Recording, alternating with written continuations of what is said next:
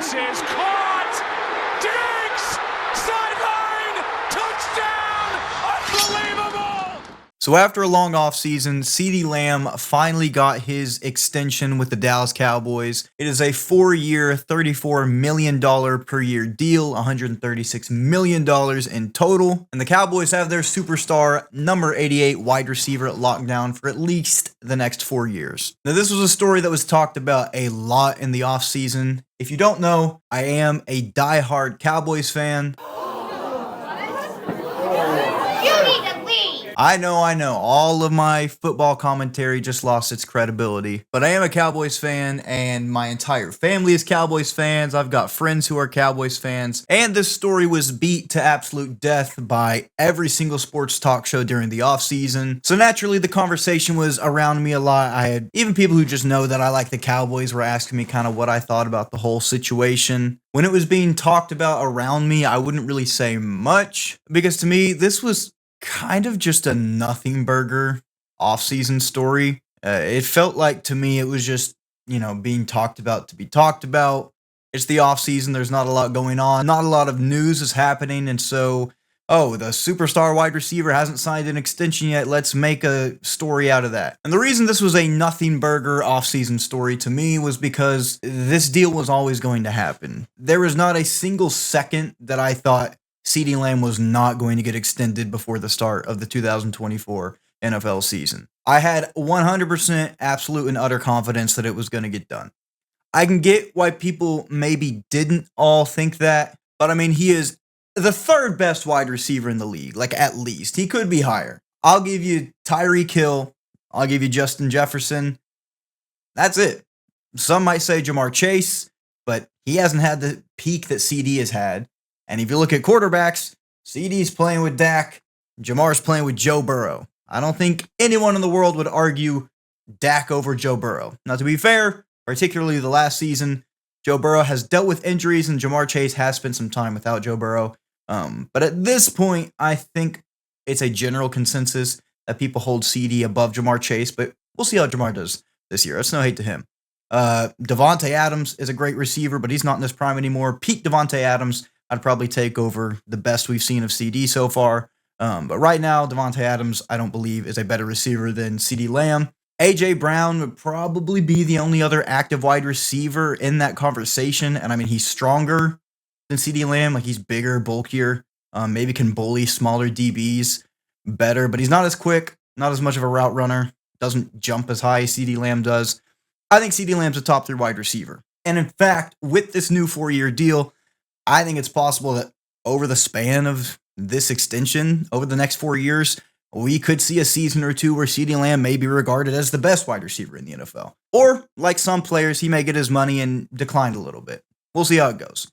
To me, he seems pretty motivated after getting his extension, so I don't think we're going to see some kind of significant drop-off. Last season was spectacular, so I'm not saying I expect him to necessarily match that for any kind of real longevity, but maybe he could. He seems really motivated, at least in the way he's talking in his interview since signing the extension, so we'll see what happens. But yeah, I never bought into the whole story of, is Ceedee going to get signed? Is Ceedee going to get his money? It was always going to happen. He was never going to play in the preseason. I don't know if any starters did, and if so, none of the big names. I know some of the rookies did, like the linemen played some snaps, but Dak didn't play a second of the preseason. None of the superstars on defense did. Micah Parsons, Trayvon Diggs, they didn't play preseason. Ceedee Lamb was never going to play in the preseason. So he didn't miss out anything there. Some people have been, sounding the alarm bells that he missed some training camp. Sounds like he's been doing training on his own. I believe, he's an NFL veteran. He knows how to keep himself in shape. He knows what shape he needs to be in for the NFL season. He had one of the best statistical seasons we've seen out of a wide receiver in recent years last season. So I think he knows what it takes and where he needs to get himself to be able to produce at a superstar level. He didn't miss out on anything in the preseason, and I don't really think he missed out on that much in training camps. I think training camp matters, but for a veteran superstar who knows how to manage himself, I don't know that it matters that much. And all that comes down to, did Ceedee Lamb actually put in the necessary work to keep himself in that superstar football shape? I'm going to be one that's hoping and trusting that he did, but who knows? We'll see. Another reason I never really bought into this story is because just look at the way Ceedee Lamb himself talks about the situation. Yes, this is after he got signed. Yes, he did the whole LOL on Twitter thing. He posted the, Black Spider-Man thing. But this is his press conference, either the day or day after signing the extension, and just listen to the way he talks about it. Did you doubt that it would get done? Nah, I had no doubt. I had no doubt one bit. Yeah, they're only going to try to pay you $34 a year. I'm like, well, where do I sign?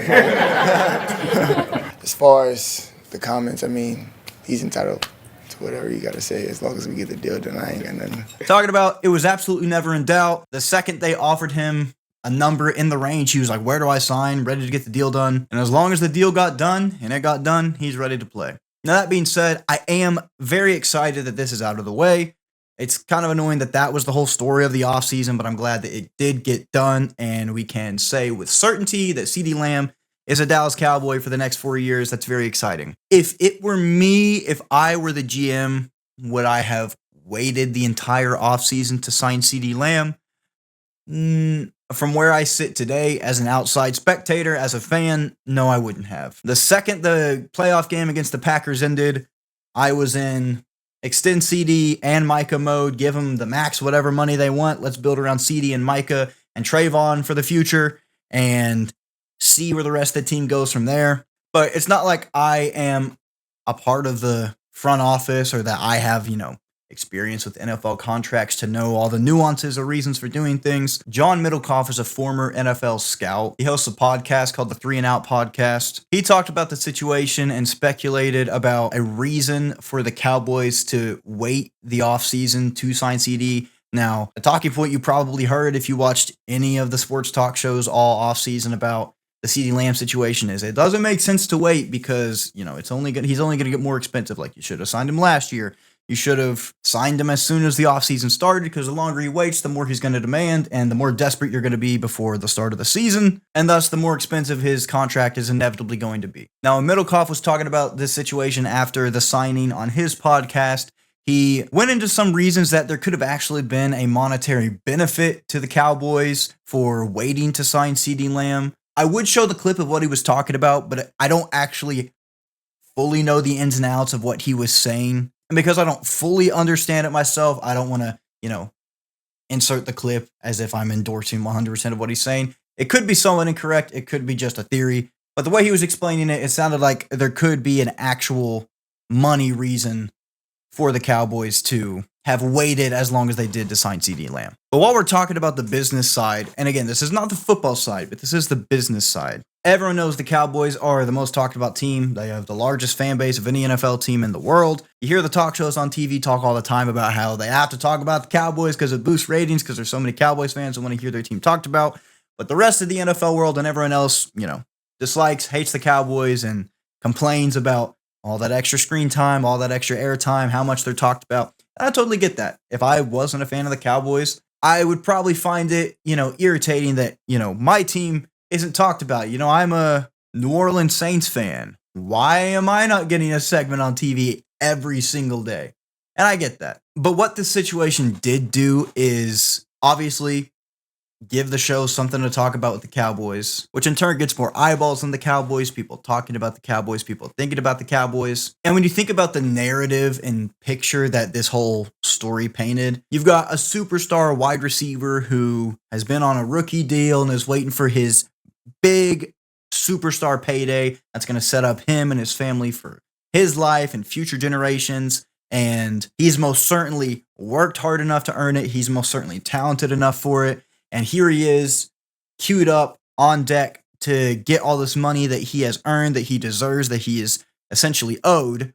And now there's the story of, big bad front office, big bad businessmen aren't giving him what the public agrees that he deserves. So as this narrative goes on for several months during the offseason, think about how many more people were pulling for Ceedee Lamb, that were rooting for Ceedee Lamb, that were wanting to see the best for Ceedee Lamb, that were wanting to see Ceedee Lamb get the money that he's earned. Even people who hate the Cowboys haters, what are they saying?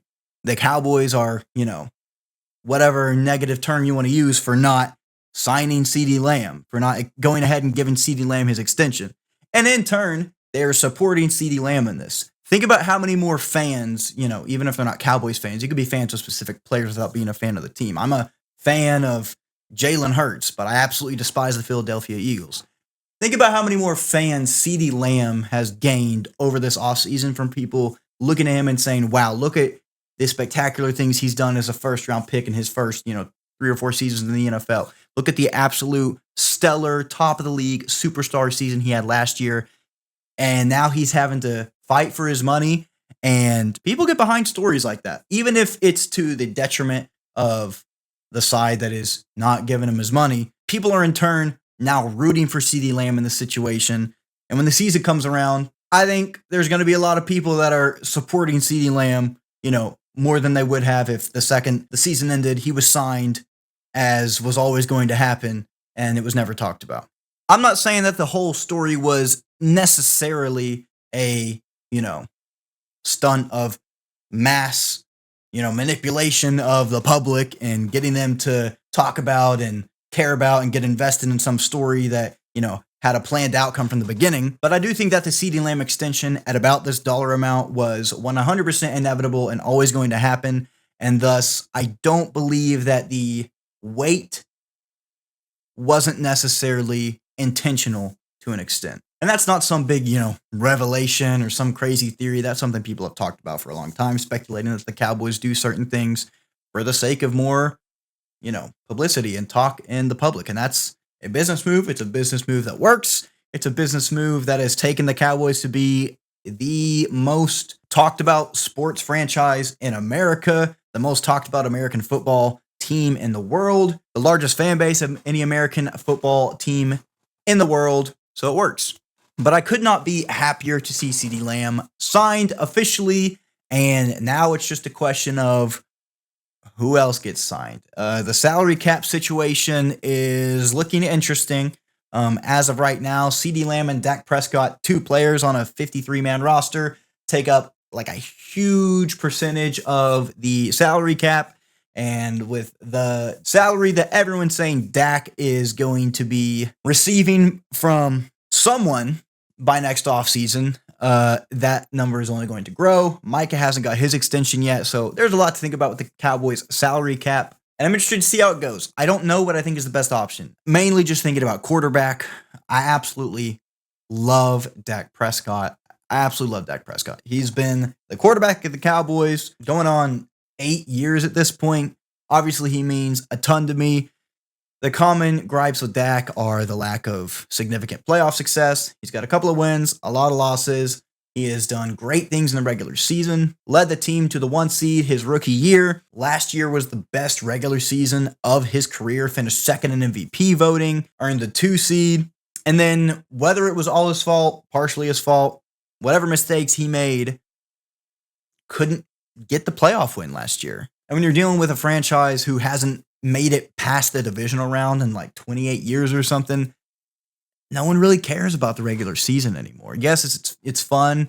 It's fun to get excited about the regular season, but everyone who loves the Cowboys is just ready for a playoff push. We've seen worse teams with less weapons, make it further or even win Super Bowls in this time span. Like if you remove the quarterbacks, if you just look at the Cowboys roster minus their quarterback versus the Chiefs roster minus their quarterback, the Cowboys wiped the floor with the Chiefs supported cast of last year, and Patrick Mahomes took them to a Super Bowl win against the 49ers, who have knocked the Cowboys out of the playoffs twice in recent years and absolutely embarrassed them last season. So that type of stuff is just really disappointing. Now, that could be coaching. It can be a million things. That's the beauty and frustration of football. I think mostly the beauty is that it really is any given Sunday. Any team can beat any team at any time. Yes, there are better teams. It's not like it's a coin flip, but it's also not numbers. There's a quote from Coach Bill Parcells that I absolutely love. I'm paraphrasing, but it goes something like, the better team is not the team that wins. The team that wins is the team that plays better. As a GM, you can do whatever you can do to get, on paper, the best available set of players on your roster. But at the end of the day, a team with, players who are maybe slower, less athletic, statistically, their percentages, their stats may not be as good as your team on paper. But if that team comes out and plays better, they can win. And that's football. And I think that's beautiful. But somehow the Cowboys, no matter how good their roster is, have seemed to always fall on the unlucky side of that any given Sunday coin.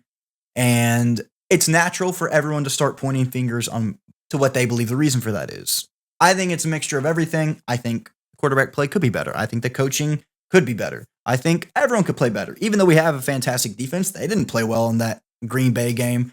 So it's hard to know what to do. I think that's why there's such an aura of negativity around the Cowboys this year, is because last year it's, a meme or whatever for Cowboys fans to say, this is our year. But as someone who has been a Cowboys fan my entire life, last year was undoubtedly the most different feeling of a team we have had in at least the last 15 years, probably more. I mean, we had what for the majority of the season was an absolutely elite defense. We had statistically a top 2 receiver in the NFL, statistically one of the best quarterbacks in the NFL, finished second in the MVP voting. Tony Pollard didn't have like a great year, but he was, a solid running back by everyone's standards. So when on paper, there is absolutely no reason you should have gone out how you did. And then in the offseason, you lose your starting running back. You don't really replace the starting running back with, any young blood that's going to pop off the screen. You lose the longtime defensive coordinator that had done great things. Even if you replace him with Mike Zimmer, who I think is going to be great. When you have drama with your wide receiver, the feeling and sentiment from most of the fans is, okay, well, we had all this going for us last season, and not only could we not get it done, we couldn't even get past the first round. So when on paper, I have no metric by which I can gauge that we have improved from last season. In fact, by the metrics we have, it looks like maybe we've digressed. It's understandable why people will be negative about those things. Do I think the Cowboys should just throw in the towel on the season before it starts? Do I think we're going to, start out 2-8? Do I think we're going to either not make the playoffs or barely make the playoffs just to get stomped in the first round? I think those things are possible, but I also think it's possible that we go out there and exceed everyone's expectations. This is our year Cowboys fan moment. I have never been that kind of Cowboys fan, except maybe last year a little bit. Like Coach Parcells said, the better team on paper is not the team that wins.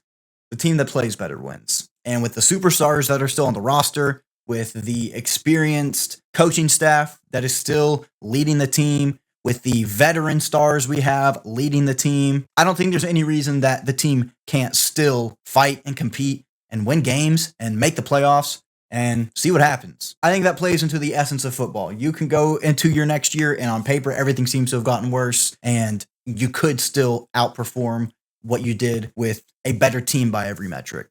All that being said, win, lose, or tie, I'm a Cowboys fan till I die, and we could go 0-17, and I'll be excited to watch every single freaking game because I love this team and I just love football. And I cannot be more excited for football to be starting back up as it is right now. So thanks so much for watching. See ya.